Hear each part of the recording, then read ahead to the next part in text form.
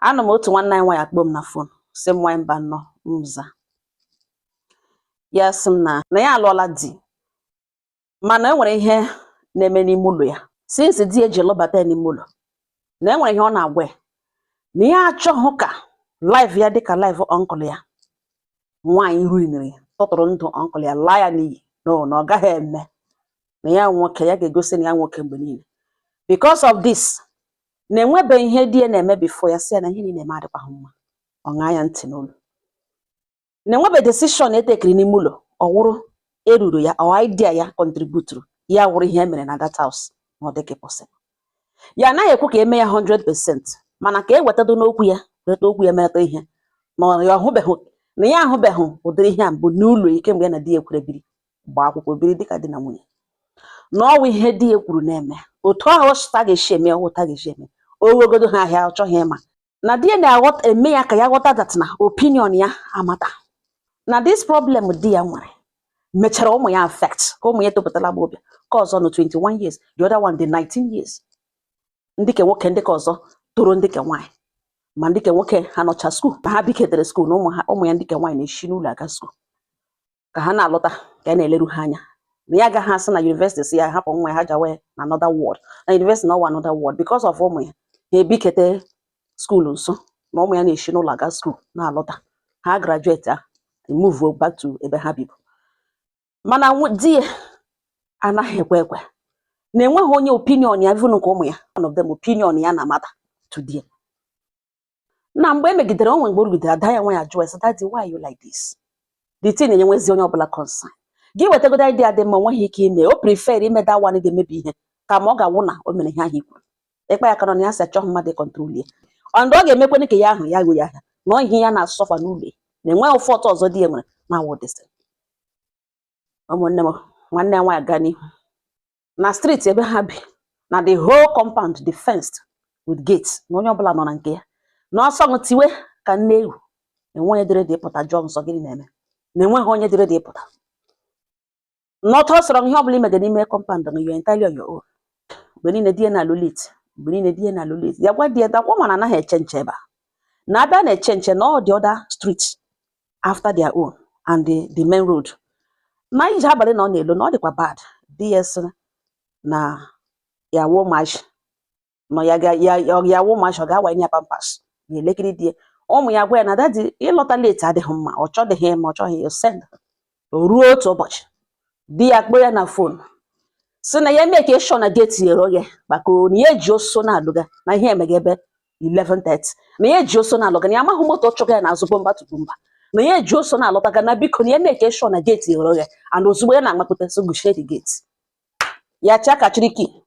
chukwu mere ebere dị ọkpara na ya zobiri ya ki because ọ nọrọ the call zobiri ya ki were ọsọ mapụ ga na gate guhee the gate ga-ewe ya kpaka ọ na-elezi mpa ya ka ọ ju speed na-abịacha na-ama ije na because street ha dị o nwetara small potholes ya ama ya amalite ama ya ha ahụkwana na moto ahụ ozugbo mpa ha divertịrị bata na the street moto ahụ esochi ike mpa ya nyekwu ọsị di enyekwuo moto ọkụ okwutezie n'ime the gate ụmụ nwa ya nwoke lalara the gate ka ọzọ aba ya nwa ya lata ka ọzọ ha gụchie egbe gbachie ya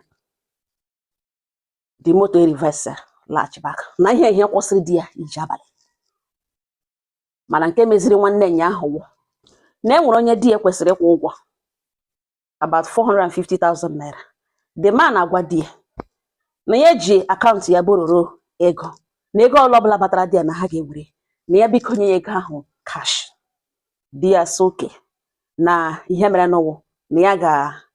mgbe ya dị ready na ego ya dị ready na ya ga-eme ka ọ mara the man asoke ọwụ onye ọrụ aka gawa ọrụ ya na Bayelsa ọ ya ka di ya gawara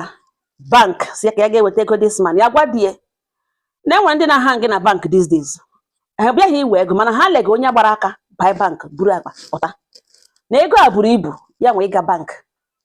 ishi na moto nwere ite enweghị iji n'aka ga ịga bank batawazie n'ime moto were something baa ịga na moto weta ngwugwu envelope gị were bata na ọ dị dangerous na ihe ọ ga-emewu na ọ kpọọ that man mgbe ọbụla ọ ga-akwụ egwe na iri ya abụọ kwụrụ baa ịga n'ime bank widoro ego ya kpa ya n'aka onye ka alawa onye ka alawa na ọwụzi ugbu a ka eji otu ahụ akwụ ụgwọ iburu ego gị lụwa n'ụlọ di ya sị na ya nwere taịm ahụ ikpere gawa bank na ya ga-eweta ego ede nwere ọbọsị ya gaje Bayelsa na ọma mgbe ya gwara na ego ya dịla redi ọ bịa were di ya nọ mana enwere ihe ya mere mgbe di ya ji ego ahụ anabata ya gwa di ya sọ ugbu a ka na-adọwazi ego n'ugwu na oke ego ahụ abụọ were godogodo 200,000 denwe ya another place split ha denwe ha so that enwe ihe mere nọ ị ga-ebupụtacha ego niile na mmụọ ya nweghị bad feeling na ihe ọ ga ya gbagakpọrọkpọrọ na bank ewere go eshi ebe ahụ ewere akpa sack bag were na-elu ngana na enwere tọọ yiri ya na ọ dị ya n'anya DS na ya gojiri gawa ya gwa DS o wepụta 200,000 denwe ya somewhere denwe ka ebe di ya jụọ so ọ na ọ nwere plan iburu 200 or 250 na ọkwa ego ndị mmadụ ya na ha agbale ọsọ nwa ya nwaanyị lekiri ya bikoro ha fon ọbịa ego ọ nụtara di ya split ihe ote ya shiri gwe ọ ya ka ndị abịara n'abalị ahụ that very day di ya gara bank ahụ lọta ka ihe na ugbu a meke ụmụ ya abụọ nọkwana ya ndị ke nwoke ndị ke na-anụghị ya na ndị ochi na-eti tif group of boys na-eti tifo ha gbaraga n'isi fence ebe ha etiri ha tifo lụghachita ha agba gidigidi di ya nụrụ ga-apụta gbaghe ụzọ ka ha ya gwa di ya na ọ krọsịkwala agbaghịkwala geeti ahụ na ya amaghị dịka onye ochi achụga ọsọ gbuge ndị chụga ya yuton ha gbarute ebe ha eshi ebe gbara ha gidigidi laghachi ha gba ha gidigidi lụghachi na ihe ahụ adịchaghị ya clear na ya agbaghịkwala ụzọ di ya si aka kojiri gawa n'ọnwa anọ na ya ka ya pụọ ga ledere egidere ha person ọ dị ka egidere person ka ya gba ya tọchị n'ihu mara onye ọgwụ lee ya eme ka eme ka si nye fon ya ga-evidio n'abalị na ya ga ada ya nwaanyị si kpọwa nna ya si na ihe mma ya kwugekwe m ụtọ datị na-adịcha clear na ọ gbaghekwala ụzọ na ya hapụga ndị ahụ na ọwụ ebe a ka bịara ochi nwata ọfọ gbaghekwala ụzọ ahụ ndị ochi ahụ gbakpụtezi nga ebe ha zege ndụ ọ gbawara ya egbe na ọ mabeghị ihe ndị ahụ ji pụta asị ndị ochi ọ sị di ya sị nwa ya nwaanyị banye n'ime ụlọ ozugbo ọ kwere ka ị gbaghe the small gate on boat ya mmeghe ọ na-emeghe ka onye anya ụmụ okorobịa abụọ arụda ya egbe n'ukwu arụghị 6 abụọ nọrọ na gate abụọ nọrọ outside abụọ esorozi ha batawa n'ime building ofu nna agwawa ya si ọga ya si na ya hụrụ ya na bank taa na ya achọghị ịbịa gojiwe na oyi white and white kpore aha na ọ moto apakịrị ya ka o buru bịa bank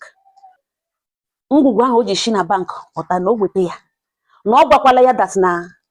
enwere onye o nyere n'ihi na ha esoghị hụ na enweghị ebe o nyere nwe onye o nyere netin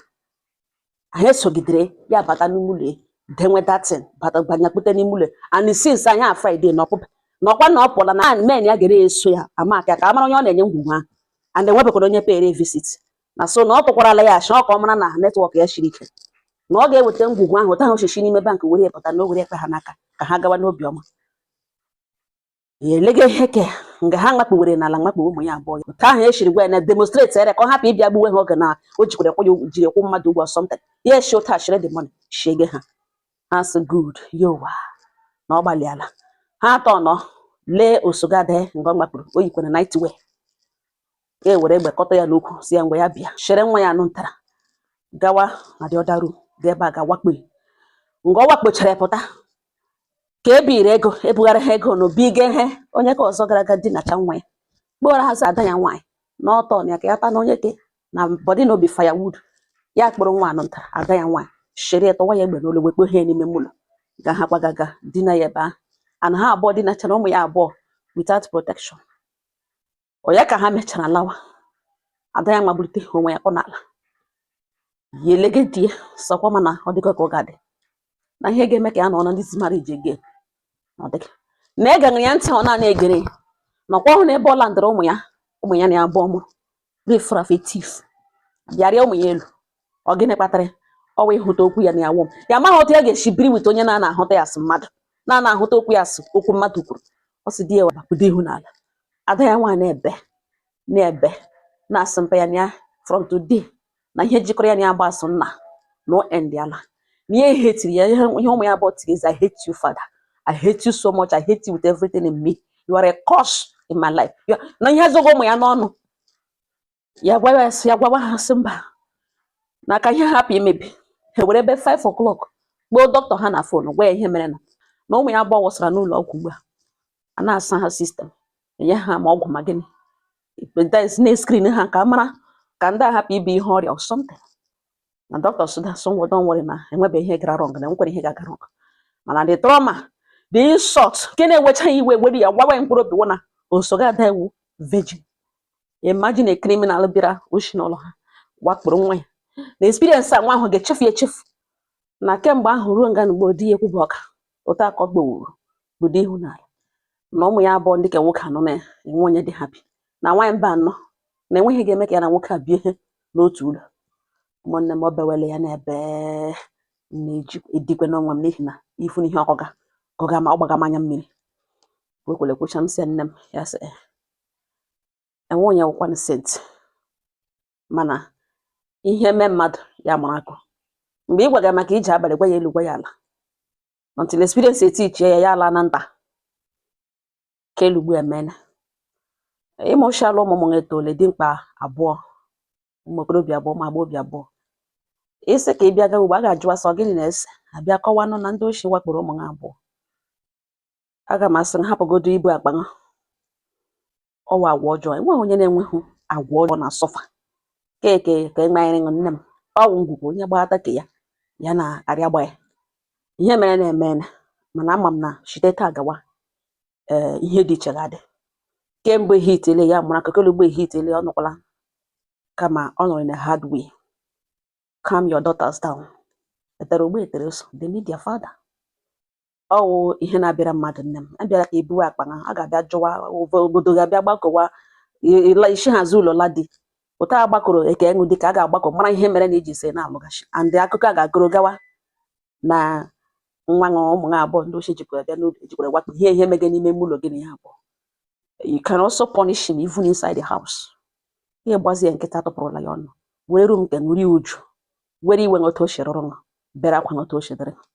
By the grace of God, he made the necessary thing. He make sure na ozugbo ihe a mere